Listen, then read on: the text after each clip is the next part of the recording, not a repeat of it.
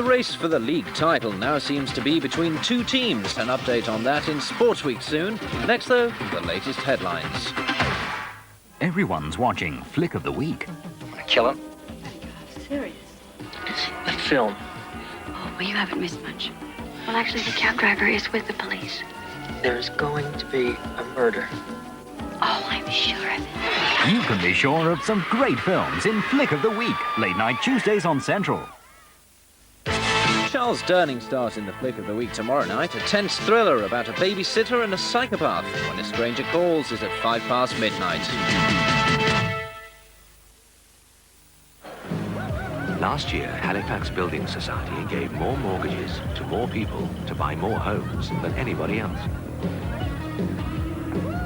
Did we get it? This year, we hope to make a lot more people very happy.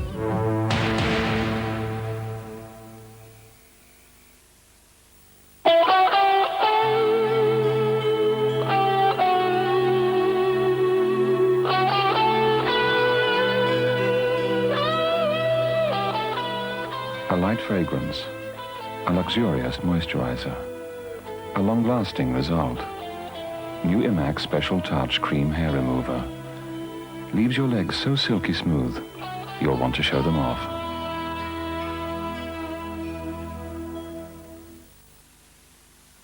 Bicidol, the smart choice for people who may get indigestion but don't intend to suffer from it. Bicidol, 3 active ingredients for fast indigestion relief. Yo, there, pretty mama. Hunger gnawing me to the bone. I'm fishing for something to jaw on. Crispy in the mainstream. And wearing top to toe is Sunday best. And I want that in replay. You catch my drift? Ow! We is so brother, sweet thing. It's time for the feet to hit the street. Yo, skin that little blood. Drifter, it's a real mouthful. Did you catch my drift? And what's this effort called? Mum, that's not art, that's washing. You've got more chance of shifting one of those paintings than getting shot of that. Lentil casserole. Hasn't Ariel Liquid reached suburbia yet, then? Oh, wishy-washy liquid on that stain. But you can scrunch this liquid in, so it starts working straight away. Something working in this place. And then you just stick your Arielette in a cool wash. Typical student, always demonstrating. So the liquid works right in the heart of the wash. There. Even Van Gogh never got his colours that bright. He never had lentil casserole. Ariel Liquid, clean to the heart of the wash. It's brilliant. Pity there's nowhere to hang it. Something's coming. I can feel it, and it's coming right around the corner at me. Oh, sorry, old boy. Just digging a hole for me homestead. Interesting idea. How many are you taking out? 250 of the blighters. 250? Yeah. Anything I can do to help you out in the tunnel, just let me know. What? Who's mud in your eye? A Holston Pills production. The best thing in my life. He's as quick as a flash, a great personality. And unlike some people I could mention, he's always there when I want him. The next best thing? Come on. It's as quick as a flash, a great personality, and it's always there when I want it. The new Ford Fiesta. We think it's the best small car in the world.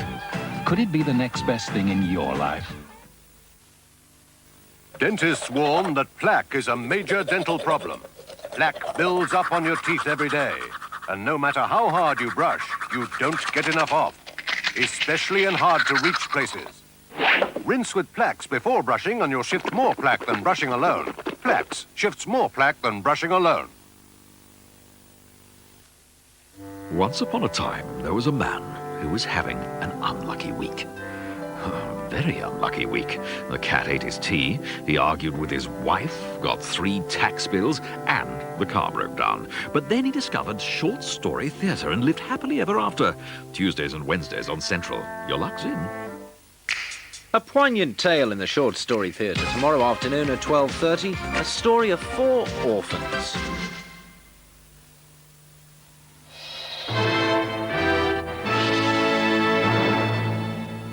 In Beijing, President Gorbachev is due about now to meet with Chinese leader Deng Xiaoping. This historic summit will take place in the Great Hall of the People. It's the first meeting of the country's leaders for 30 years. Dialogues expected to centre on the removal of Soviet troops from the Chinese border and differences over Cambodia. Meanwhile, student demonstrators have continued to throng Tiananmen Square, causing a wreath-laying ceremony at the Tomb of the Unknown Soldier to be cancelled. The inquiry into the Hillsborough disaster has been told that police failed to appreciate the danger as thousands of Liverpool fans tried to enter the ground. Stephen Foster, an off-duty Merseyside policeman attending the match, said despite being heavily built, he was swept along by the sheer force of the crowd onto the terraces. But he said he saw no signs of drunkenness among the fans going into the ground. Michael Bradley told the inquiry how he saw piles of bodies several feet deep after Britain's worst ever sporting disaster. 9 British servicemen were killed when their Royal Navy Lynx helicopter crashed into the bush in Kenya. They included a friend of the Duke of York, Lieutenant Commander Christopher Fessy, who was 36. He'd served with the Duke in HMS Osprey. The Lynx from HMS Brilliant came down on the way to Mombasa to prepare for the Brilliant's call there. The ship had been with the Armilla Patrol in the Gulf. The Lynx had a good reputation. Only 3 have crashed in more than 11 years with the Royal Navy. An investigation team's gone to the scene. The government has been defeated in the Lords over an amendment to speed improvements in the quality of Britain's drinking water. The Lords voted 81 to 47 in favour of the opposition amendment carried in the committee stage of the water bill. It forces water authorities to meet tough European community standards by 1993. Mrs Thatcher has warned that Europe could sink into a bureaucracy of standardisation if economic power was moved from Westminster to Brussels. She hit back at critics who've accused her of being anti-Europe, insisting she was a European idealist. Is that vision going to enrich and inform the future, as it has given so much to the world in the past? Or is it going to sink into a detailed bureaucracy of standardization and harmonization? No. That's all for now. We'll be back with more news later.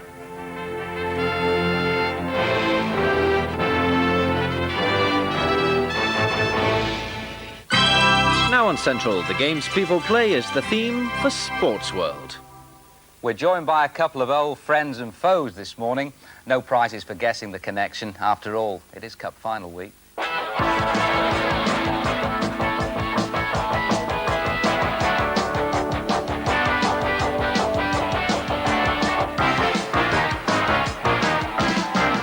It's a barnstorming finish. Liverpool survive a fright at Wimbledon to stay on course for the League and Cup double. But it's double trouble for Arsenal. Derby and Dean Saunders defuse the Gunners. Plenty of league goals coming up. 2 for the Merseyside Cup final. Tommy Smith gives his verdict, but will Brian Hamilton be seeing red? In Europe, Liège set the standard and hit Beerschot for 6. Slonko Vargas, the name to watch. Gino Gelomino's a featherweight to keep an eye on. Stay with us for a double bill of boxing from America. Well, it's the old 1-2 this morning with Andrew Maynard also on the programme. Tough guys, stateside. And talking of tough guys, morning Tom. Morning. Happy with developments over the weekend as far as Liverpool's concerned? Very much so, especially with Arsenal getting beat. Tremendous result. Brian, as far as you're concerned, how does the pressure at the top compare with the pressure at the bottom? Because you spent the last 5 or 6 weeks keeping Wigan in the 3rd division. Well, it's been not easy, Elton, but I think if I had a choice, I know where I'd like to have my pressure, and that's getting ready for Wembley this weekend. OK, that's what we'll be talking about a little later on. European football as well this morning, plus all the domestic action. Now, all of a sudden, Arsenal's lead at the top of the 1st division looks somewhat precarious, much of it to do with Liverpool's victory at Wimbledon, as Tom said, but mostly it was their own doing.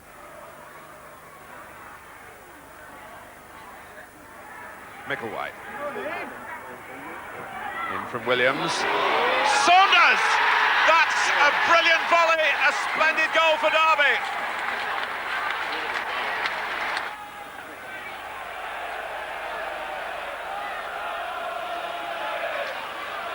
Dixon. Now Thomas. Arsenal finding extra resources again. Richardson! And Shilton touched it onto a post. Merson did well, and Winterburn is free. And Shilton a flying save again. from Winterburn. Arsenal still trying to solve the problem given to them by Dean Saunders' goal after 26 minutes. And off goes Saunders again. Adams is there first, but a mistake by Adams. And Saunders can take him on here. Down he goes. That's a clear-cut penalty. Dean Saunders, for his 21st goal of the season, he's got it and put Arsenal in serious trouble here. It's an Arsenal corner.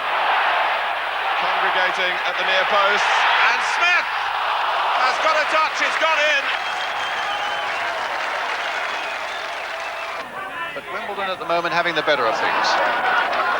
Three's behind them. Vinnie Jones playing it forward again for Fashanu. Shaken off Ablitz. A little touch by him. And it's in there.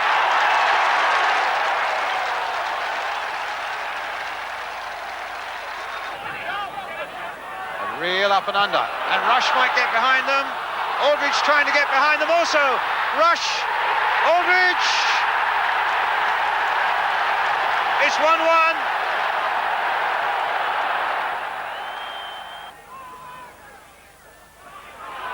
Barnes. That's a good bit of play. And he's put it in. John Barnes for Liverpool. The players all across the field jump in delight as Liverpool come from behind to win. And as you all know, Liverpool now 2 points behind, a game in hand, and yet to assume the role of amiable hosts when Arsenal visit Anfield on May the 26th. Mind you, if Arsenal don't beat Wimbledon tomorrow night, that game could be meaningless.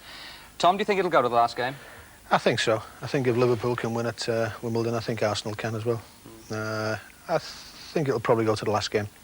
Brian, if you were an Arsenal man, would you be worried a little bit about their temperament at the moment, bearing in mind that they are such a young side? Well, they are a young side, and I was speaking with Theo Foley last week, and he reckons they missed the boy Davis quite a bit. And he feels that with the depth of the squad that he needs everybody there. But I would think the pressure is on them now. Liverpool have moved the pressure from themselves onto Arsenal, and that's given Arsenal a big problem. Tom, are you surprised in any way the way Liverpool have picked up where they left off prior to the terrible Hillsborough tragedy and the aftermath of that? Yeah, very much so, actually. I thought if they hadn't have picked up, there'd have been no problems. I mean, they would have just accepted it and gone down the street and said, well, the reason is that we're not doing so well is because of the Hillsborough thing. But having gone now, was it 3 games and won the 3 games, I mean, people... Well, once they drew one against Everton at Goodison, well, that's right, yes, sorry. And well, that's a moral victory, isn't it? Well, it's still a point, you know, against your old rivals. I think probably at the end of the day, now that they've done it, people are saying, well, it's not... People are not feeling sorry for them, because there was an awful lot of sympathy knocking about the last few weeks, you know. And I think, especially going to Wimbledon and, I mean, turning them over. I mean, I wouldn't like to go to many places, but Wimbledon's one of them, you know. Tell me what the hereditary thing is that Bill Shankly injected into that club that makes them so resilient. I think it's like any habit. You get used to winning. And when you do have a reversal, you do lose a game. It's just not taken for granted. They work on certain things. They analyse the game and they go on Monday or Tuesday and they sort it out. And they make sure you never make the same mistake twice. And, do you think it's the best Liverpool team, Brian, that you've seen? Hard one to say, because obviously I played against Tommy's team and they weren't easy either. But I was at Old Trafford for the semi-final replay, and well, I thought they were just magnificent. Certainly for the first 25 minutes, they were a team inspired, and I thought they reached new heights. I thought in that 25 minutes they were just something that I'd never seen before. The best? I think the blemish was playing in the cup final against Wimbledon last year, where supposedly they were intimidated, and I think that was one of the problems with today's football, that Wimbledon do intimidate, and they did intimidate Liverpool. And I think they've got over that now, and I think they're probably a better side now than they were last year, even though they won the league a damn sight easier last year. But saying that, Tommy, I saw them again against in midweek when they were quite ordinary. You know, I thought that they were fortunate to get the result against Nottingham Forest again. They won with the penalty kick, but I thought it was an ordinary performance, and it gave me a little bit of faith in human beings again, that Liverpool could play as ordinary as that. I can sense that we're just about moving into cup final area, which I want to hold, gentlemen, for a little later on, because we've got other issues to talk about before that. The relegation places are virtually sorted out, of course. Middlesbrough fell through the trapdoor to join Newcastle on Saturday. For West Ham, it's just a matter of time. They went to Goodison Park on Saturday with 4 straight wins behind them. Got off to a great start. Neil Poynton probably wouldn't agree. He was the player who lost possession and then was outstripped by one of the new breed at Upton Park, Stuart Slater, giving them the lead in off the far post. West Ham 1, Everton 0. But Everton capable of playing the long ball game if necessary. It used to be compulsive in the 70s, didn't it? Phil Parkes dominating the area and beyond, setting up Kevin Sheedy for the free kick. Sheedy didn't play against Derby last night. His left foot could be crucial at Wembley if he's fit.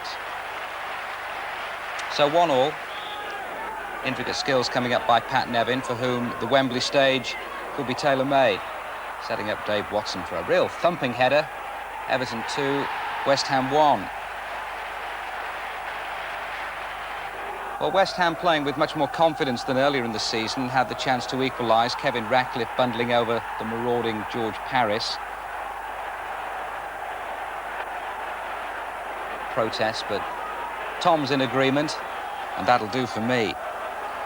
Kevin Keane then about to take the kick for West Ham. Now you've got to do better than this to beat Neville Southall, playing his 300th league game for Everton. Not a good kick. No trouble for Nev.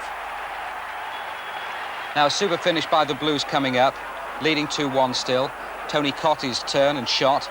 Charge down. It rebounds to Paul Bracewell, confirming his full rehabilitation from injury with an absolute beauty into the far corner. 3-1, Everton. It's Middlesbrough with the up and straight back down touch. Steve Whitten's 66-minute header sealing their fate.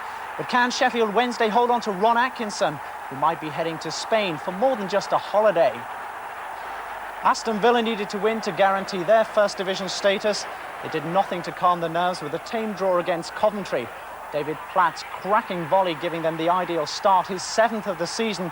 Could have done with more of that more often. Villa have won just 1 in 7. Coventry don't give much away these days. Nail-biting stuff for Villa manager Graham Taylor. David Phillips' clever play. David's speedy shot. The faintest of touches from Gary Bannister. West Ham need to drop a point to ensure the Midland Claret and Blues stay up.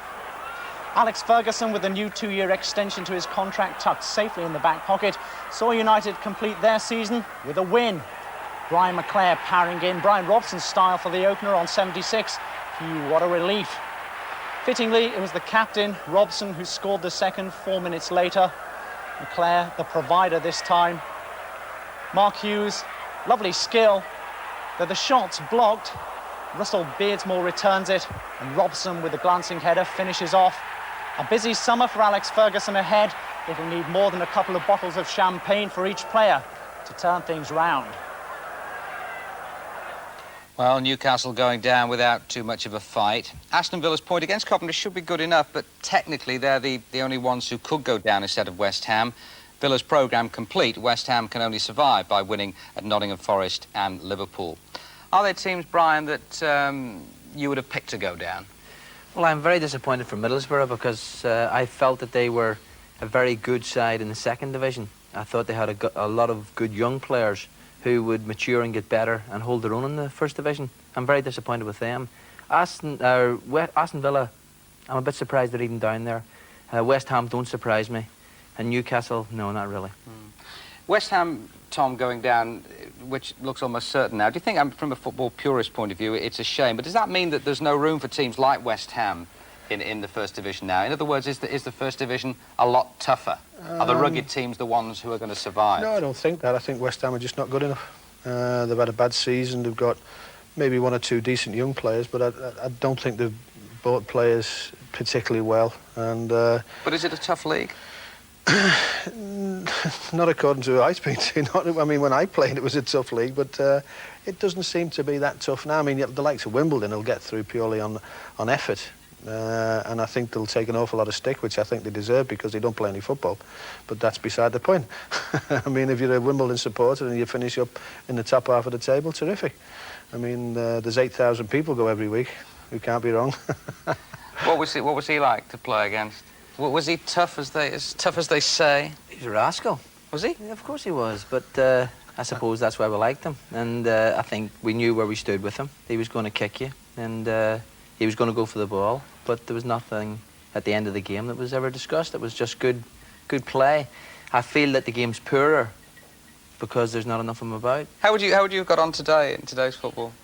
I really don't know. You wouldn't have stayed in the pitch. I mean, I'd like to think that I could play a little bit of football as well as hump a few, you know, but I don't know. The football has changed a great deal, and unless you adapt, you know, you're going to get sent off every week, and possibly I could have got sent off every week. I think one of the problems, Tom, is that when you see anybody making a tackle, they don't know the difference, whether it's good or bad. Not only that, the referee's straight over to give him a bit of a ticking off, rather than saying it's a free kick and get on with the game. I think sometimes they put pressure on tacklers now. Okay. Enjoy that bit. We're going to take a break right now. After that, more football, the domestic scene again, and also some spectacular stuff from Europe. Join us again.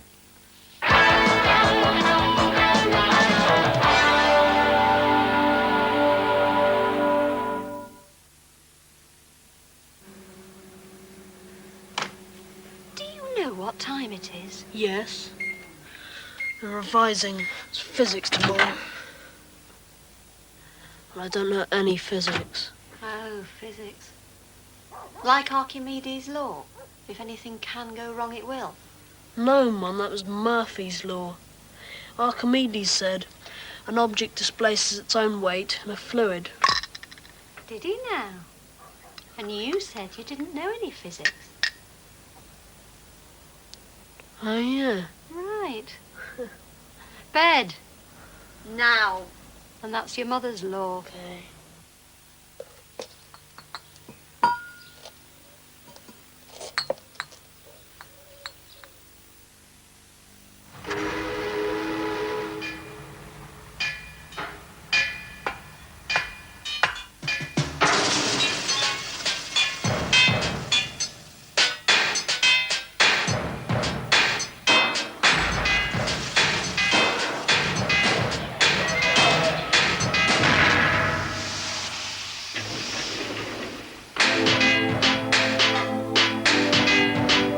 Pressed, fermented, and filtered uniquely for a sharper edge and harder body. Copperhead cider, made the hard way. Sprite, she's Sprite. With a squeeze of real lemon and lime to let the taste live free. She is Sprite.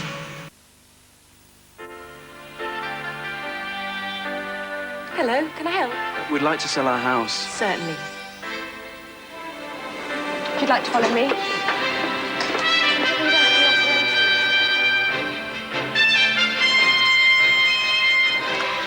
There's a powerful force in the property market. Halifax Property Services. Just say the word, and we'll leap into action, doing everything in our power to make your house sail through.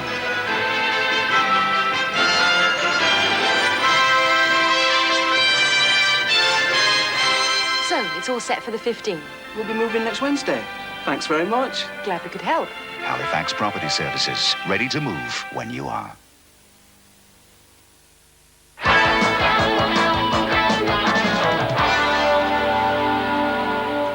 Welcome back. Let's complete our First Division roundup with Nottingham Forest at home to Charlton. Charlton able to relax for a change on the last Saturday of the league season. Perhaps they were too laid back. England's Neil Webb booed at the start of the match, refusing Forest invitations to sign a new contract. But he set up the first goal, Carr outpacing Mark Reed, perhaps annoyed that Reed tried to pull the shirt off his back. He finished himself in style on 13 minutes. Only his third in a season, marred by a recurring hamstring injury. Forest are going through a rehabilitation period themselves following 2 defeats by Liverpool. Terry Wilson started and finished the move for number 2 with the help from Webb and Clough. 20-yard strike. Clough impressing yet again the watching England manager Bobby Robson with his prompting and probing all afternoon. The heavens opened just before half-time, and so too the Charlton defence for number 3. Parker finding Webb. Bowler gets in a terrible mess. Neil Webb certainly makes sure and makes a point to the by now won-over critics. Brian Clough's told Neil Webb he'll drop a clanger if he leaves. Alex Ferguson's favourite to pick that clanger up. Webb setting up number 4. Clever chip to Carr. Clough's drive parried, and Steve Chettle credited with a touch 4-0. And Charlton, well, they can look forward to a First Division return to the Valley next.